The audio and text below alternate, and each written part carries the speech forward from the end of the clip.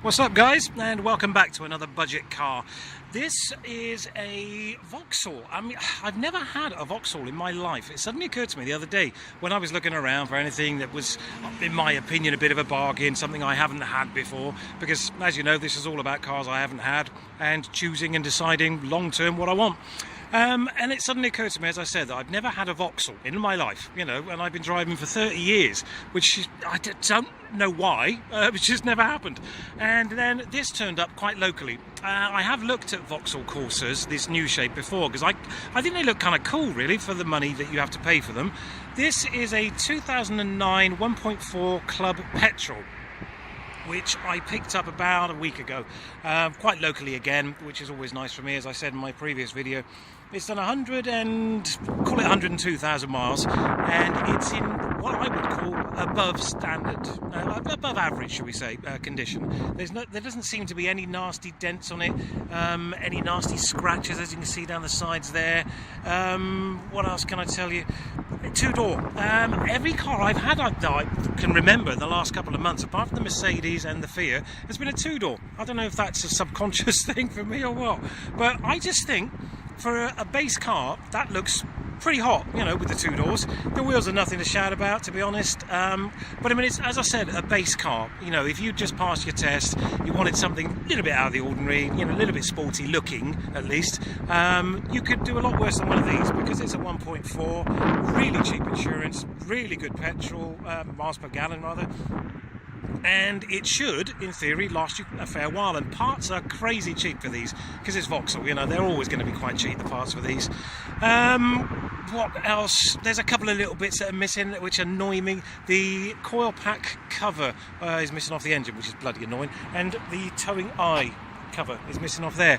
I'm just nitpicking, really, because when I went to see this, a couple of young guys about 15 miles away from me, bit of a jackanori, if I'm honest, because they were saying, oh yeah, it was my sister's, then it was my girlfriend's, and to be fair, it did have a pink air freshener inside, so it probably was a girl's car at some point.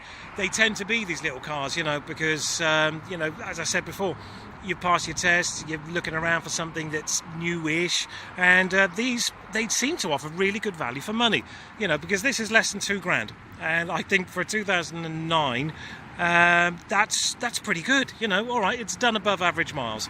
The average miles over 8 years should be 80,000. It's done 102. It was owned by a fleet management service, so I dare say it was just kind of handed out as a courtesy car, perhaps, something like that.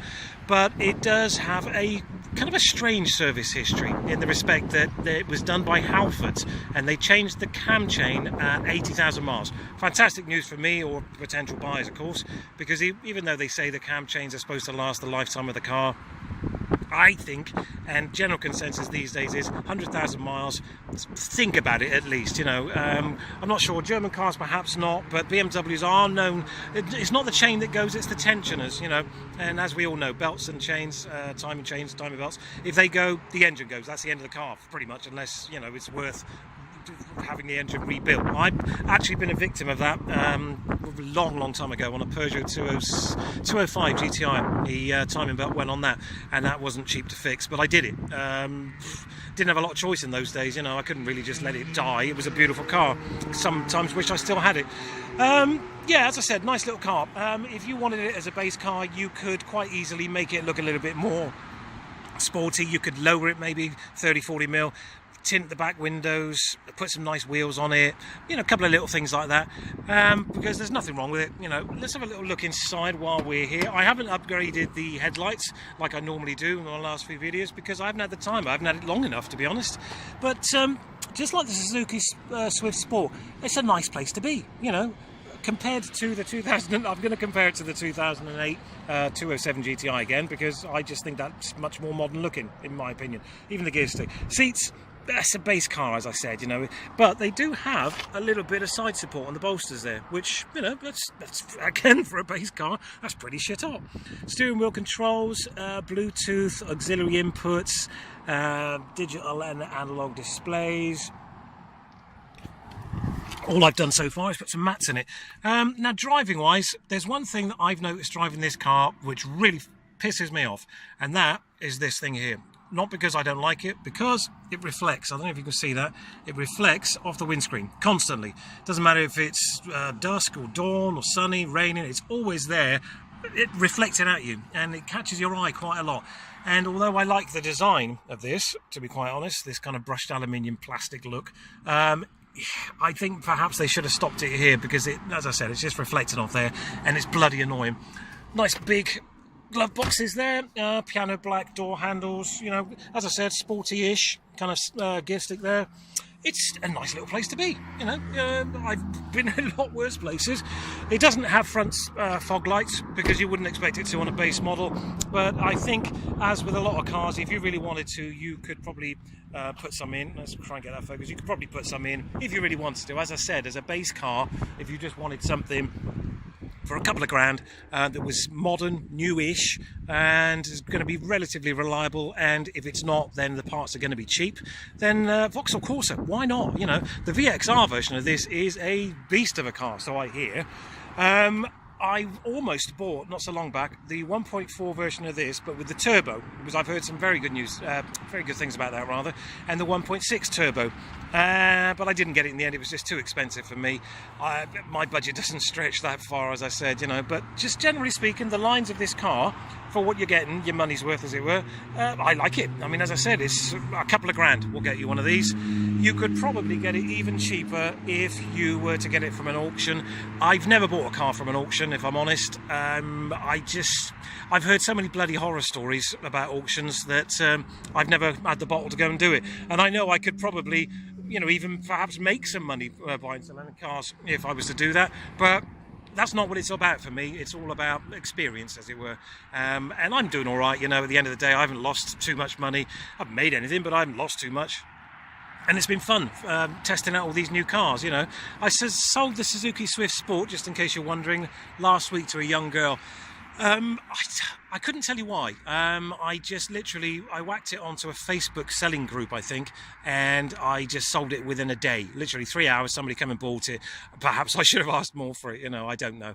I liked the car, don't get me wrong, I really did like the car, but I put it up almost as in, you know, a question, would somebody buy this car if I put it up? And as I said, within 3 or 4 hours, somebody said, yeah, I'll have it. And I'm like, well, I can't say no, you can't have it now, can I? So that's gone anyway. You know, I've had 2 of them. I know what they're all about, so that's good enough for me. And then, again, as I said, nice lines on this Corsa. Same as with a couple of the other cars, you could tint the back lights, even tint the third brake light, stuff like that. Tint the back windows, lower it a little bit. Let's have a little look in the boot, because that's going to surprise you as well. Really big boot, you know, compared to, say, the Fiat Panda 100 and even the Suzuki Swift Sport. That was half the size of this boot, so you're getting quite a lot there, and the seats all fold down as well.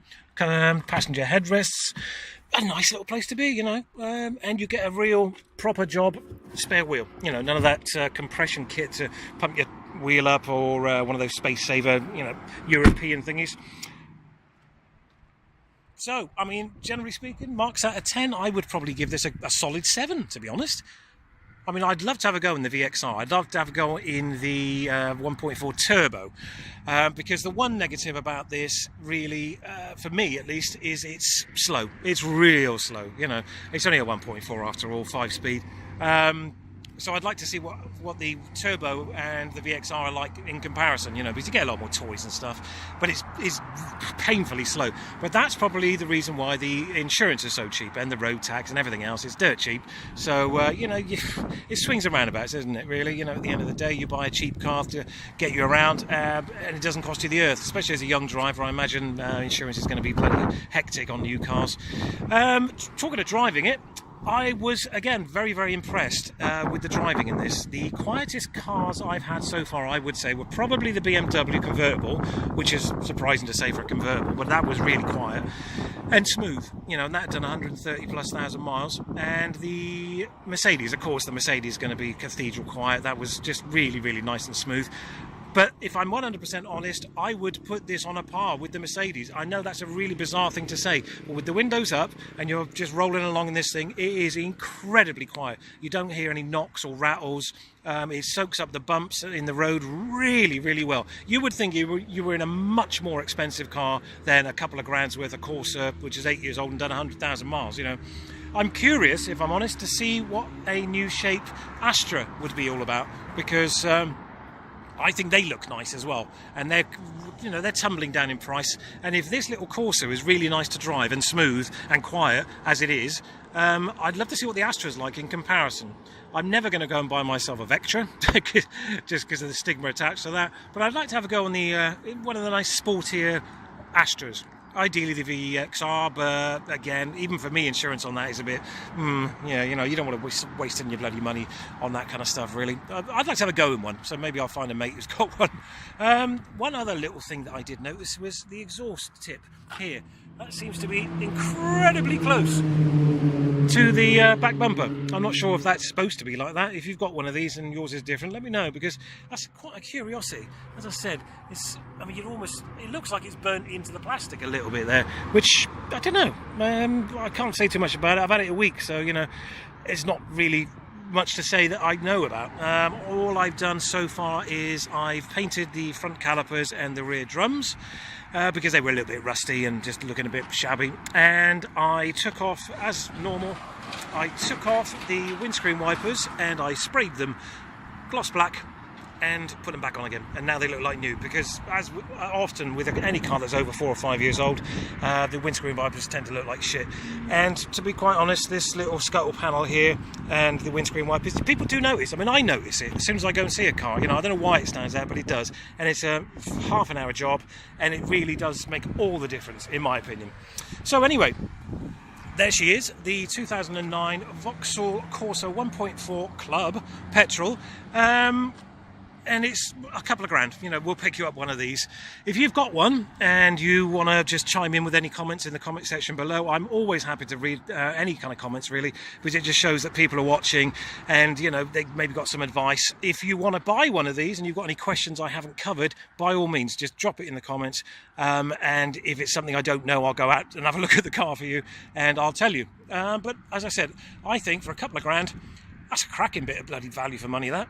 Really do think so. Compared to the 207 GTI, all right, that's a completely different beast. It was a sports car, but I think, quite frankly, this is quieter.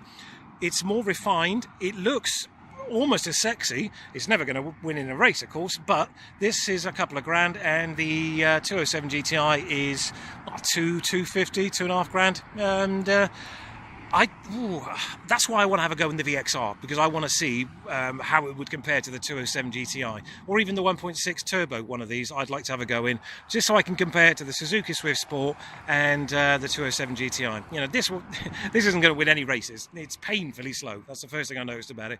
You just constantly kind of, come on, you bastard. But it's for a market that's not looking for a fast car. It's for a market for new drivers or young girls who just literally, want something to get them to and from work. And it serves that purpose very well, in my opinion. Anyway, that's it for this car. If you've got any comments, as I said, drop them in the comment section.